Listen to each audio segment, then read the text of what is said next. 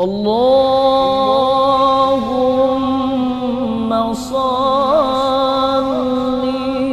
wa sallim ala nuril anwar. Alhamdulillahi wa kafa. Wassalatu wassalamu ala nabiy al-mustafa wa ala alihi wa sahbihi min ahli sidqi wal wafa. Ashhadu an la ilaha illallah wahdahu la sharika lah wa ashhadu anna sayyidina Muhammadan abduhu wa rasuluhu la nabiyya ba'dah. Allahumma salli wa sallim wa barik ala sayyidina Muhammadin wa ala alihi wa sahbihi wa man tabi'ahu ila yaumil qiyamah. Amma ba'd. Faya ayyuhal muslimun usikum iyaya nafsi bitaqwallah faqad faza fawzan 'azima. Laqad qala rabbuna jalla wa 'ala fi kitabihil karim wa huwa asdaqul qailin. أعوذ بالله من الشيطان الرجيم. يا أيها الذين آمنوا اتقوا الله وقولوا قولا سديدا يصلح لكم أعمالكم ويغفر لكم ذنوبكم ومن يطع الله ورسوله فقد فاز فوزا عظيما. Hadirin jamaah Jumat yang dirahmati Allah Subhanahu wa taala. Segala puji bagi Allah, Tuhan semesta alam, yang telah banyak memberikan kita berbagai kenikmatan, baik itu nikmat iman, nikmat Islam, dan tentunya nikmat sehat walafiat, sehingga kita mampu berkumpul bersama-sama melaksanakan ibadah salat Jumat berjamaah di Masjid Baitur Ridwan yang penuh berkah. Amin, amin, ya Rabbal Alamin.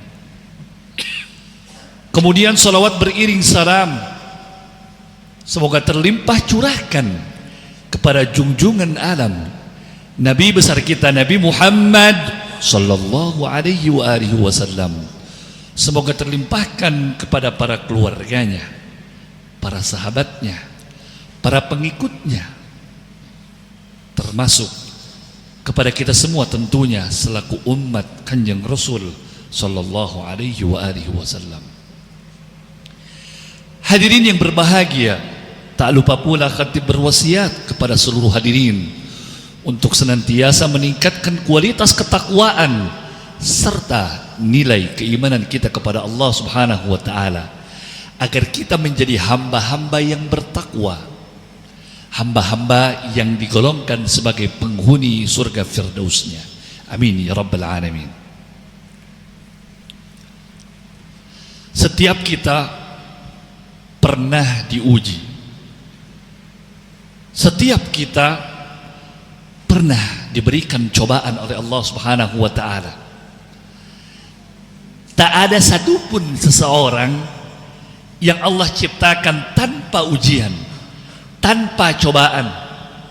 Bahkan para nabi, para rasul, seluruhnya diuji dan dicoba oleh Allah Subhanahu wa taala. Namun bagaimana cara menyikapinya?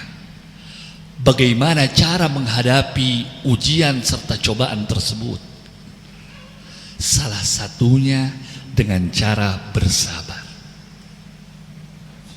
Apa itu sabar? Ulama mendefinisikan bahwa sabar itu dengan kata habsun nafsi, menahan diri. Maka beberapa ulama ada yang mendefinisikan bahwa as-sabru huwa habsun nafsi ala thalathati umurin. Yang disebut dengan sabar yaitu menahan diri atas 3 perkara. Perkara yang pertama yaitu habsun nafsi ala ta'atillah, menahan diri untuk tetap Allah Subhanahu wa taala. Ternyata ada sabar yang berkaitan dengan ketaatan kepada Allah Subhanahu wa taala. Ibadah kita, keseharian kita yang selalu dilakukan oleh kita, bahkan tiap hari kita sujud, ruku hanya untuk Allah Subhanahu wa taala, itu membutuhkan kesabaran yang begitu luar biasa. Ada sebagian di antara kita yang bosan, jenuh, bahkan mengatakan monoton hidup ini, sujud kepadanya tetapi doa tak pernah dikabul olehnya. Maka jelas ibadah, ketaatan, kepatuhan kepada Allah membutuhkan kesabaran. Bahkan kesabaran dalam ketaatan itu lebih berat dibandingkan kesabaran dalam hal lainnya. Karena sabar dalam ketaatan kepada Allah membutuhkan kekuatan dan energi yang begitu dahsyat. Perlu konsistensi, perlu keistiqomahan, perlu komitmen. Banyak di antara kita yang tak mampu tadi konsisten dalam melakukan apapun. Bahkan naasnya ada yang mengaku muslim, KTP-nya jelas beragama Islam, akan tetapi ibadahnya hanya 1 minggu 1 kali. Bahkan dia masuk masjid hanya 1 tahun sekali di kala hari raya Idul Fitri. Na'udzubillahi min dzalik. Maka bersabar bukan hanya berkaitan dengan hal-hal yang sifatnya ujian, bahkan sabar untuk tetap taat beribadah kepada Allah ternyata lebih berat, karena membutuhkan tadi konsistensi, keistiqomahan. Istiqomah itu lebih baik min alfil karamah, daripada 1000 karamah. Maka banyak orang yang tak mampu tadi melewati kesehariannya dengan ibadah karena dia jenuh, karena dia sudah mulai bosan, apalagi tidak ada setitik cahaya iman dalam hatinya. Padahal Allah mengatakan di dalam Al-Quran, a'udzubillahi minasyaitonir rajim, wasta'inu bis-sabri was-salah. Salat dan kesabaran. Salat dan kesabaran sebagai momentum engkau untuk meminta pertolongan kepada Tuhan. Maka jadikan tadi salat dan kesabaran untuk membantu keseharianmu. Kata ini tadi, sabar diiringi dengan kata-kata sholat. Maka jelasnya tadi bahwa ketika kita ingin mendapatkan bantuan dari Allah, pertolongan dari Allah, maka bersabar.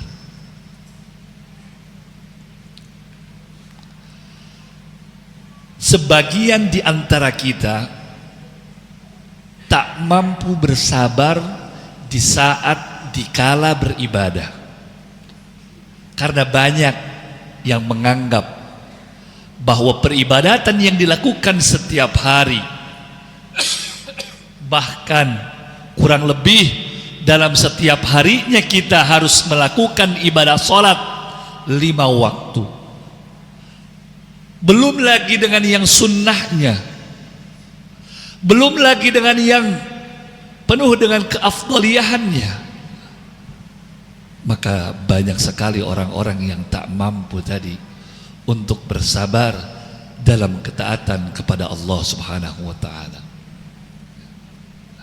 Adapun perkara yang kedua yang berkaitan dengan sabar, yaitu habsun nafsi an maharimillah, menahan diri dari apa yang diharamkan atau dilarang oleh Allah. Allah jelas melarang bagi kita untuk berbuat perzinahan. Jangankan berbuat zina, mendekatinya pun sudah haram. Maka Allah mengatakan di dalam Al-Quran, A'udzu billahi minasyaitonir rajim, wala taqrabuz zina. Janganlah engkau sekali-kali mendekati perzinahan. Mengapa demikian? Karena banyak hal yang berkaitan dan dekat dengan perzinahan, dan itu dapat menjerumuskan kita kepada perbuatan fahisyah, zina itu sendiri. Banyak di antara kita yang tidak mampu dan tidak lolos dari itu, tidak mampu bersabar, tidak mampu menahan diri, tidak mampu mengendalikan diri.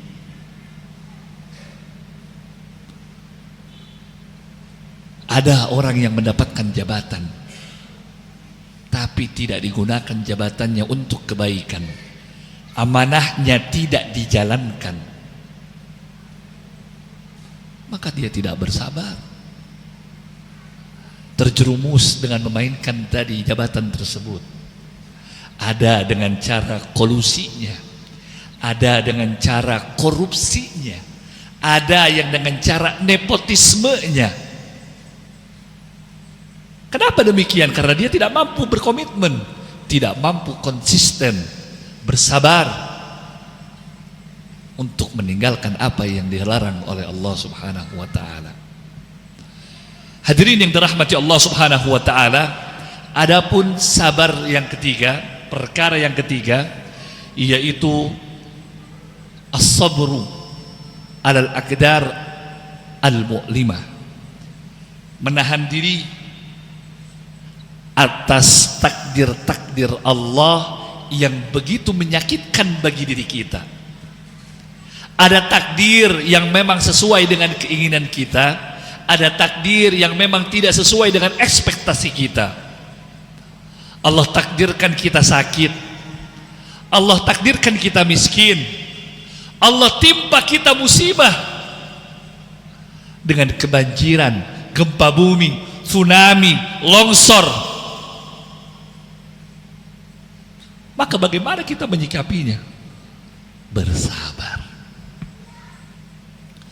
Memang betul sabar itu pahit. Sebagaimana pepatah Arab mengatakan, as-sabru kasibri murrun fi madhaqati lakinna awaqibahu ahla minal asal. Sabar itu laksana getah yang pahit ketir rasanya, tapi ingat, buah daripada kesabaran setelahnya itu bahkan lebih manis, lebih lezat daripada madu itu sendiri. Orang yang terus-terusan tadi mendapatkan cobaan dan ujian dari Allah, maka dia akan mendapatkan manisnya tadi kenikmatan yang Allah berikan. Bahkan setiap kesulitan Allah beri dua kemudahan. Fa inna ma'al usri yusra, inna ma'al usri yusra. Luar biasa. Allah berikan tadi satu kesulitan, kemudian Allah berikan setelahnya dua kemudahan bagi kita. Maka bersabarlah.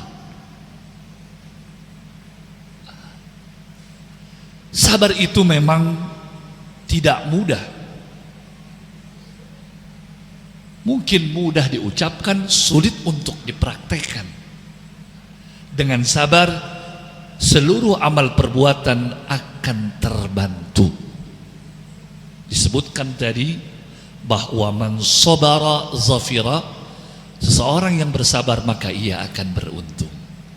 Hadirin yang dirahmati Allah Subhanahu wa taala, maka segala apa yang Allah timpakan kepada kita, entah itu ujian, cobaan, teguran, bahkan peringatan untuk kita, maka hadapi dengan kesabaran, maka hadapi dengan ketabahan. Kontrol diri ini, kendalikan emosi ini, rendahkan tadi amarahmu, tekan seluruh egomu, sehingga tentunya kita dapat menjadi hamba-hamba yang bertakwa, hamba-hamba yang layak untuk menjadi sebagai penghuni surga firdausnya.